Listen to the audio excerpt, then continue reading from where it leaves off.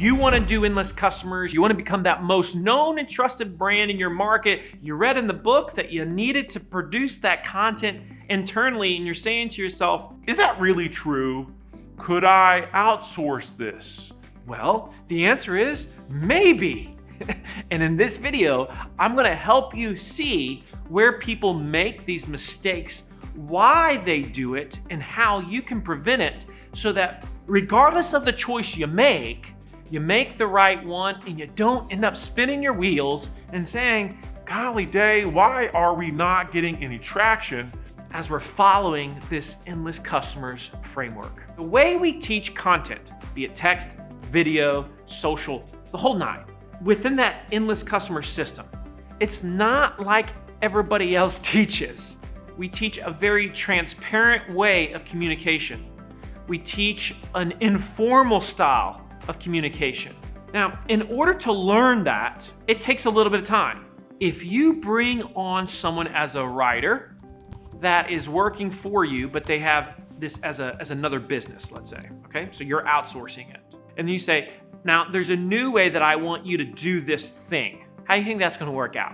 I can tell you how it works out because I've seen it a bunch of times. Generally, it doesn't work out well. I am literally working with a company right now, and I've begged them, please, please stop outsourcing. They continue to outsource, and guess what? Everything is slow.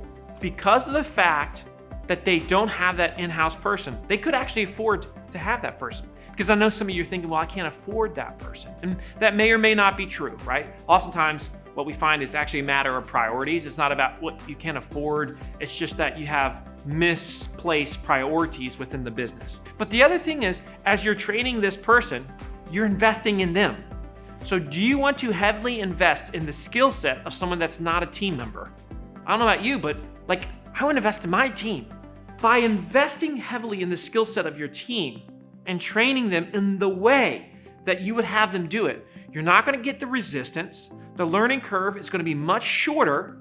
And ultimately, what the biggest benefit is you just don't feel restricted by anything. I mean, this person works for you. And so because they work for you, if you want to change plans quickly, you can. By being able to just move on the fly and not be limited by, again, having to make phone calls and having to get on someone's schedule. You want to be able to change your strategy on a dime. If something happens at work today, we need to be able to say, hey, let's go there and focus on that. Now, what I will say is this.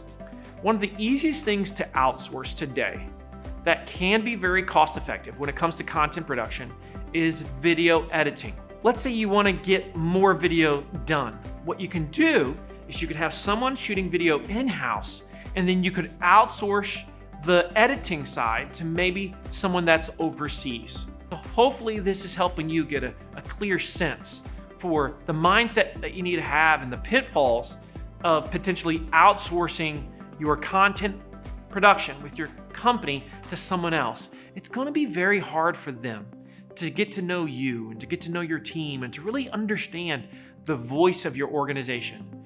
If you outsource your content, for the person to be really good, they've got to essentially embed themselves in your company. That means they're spending a lot of time with you.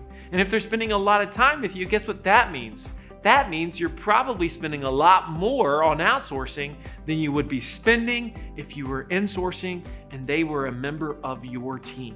So take action, but be smart about it. And remember, the reason why we say the things that we say in Endless Customers is so you don't make the same mistakes so many other organizations have done. We want to lessen your learning curve. We want you to have success faster. That's why the system is in place. And hopefully now you understand the pros and the cons and the differences between having a content person in-house versus outsourcing your content.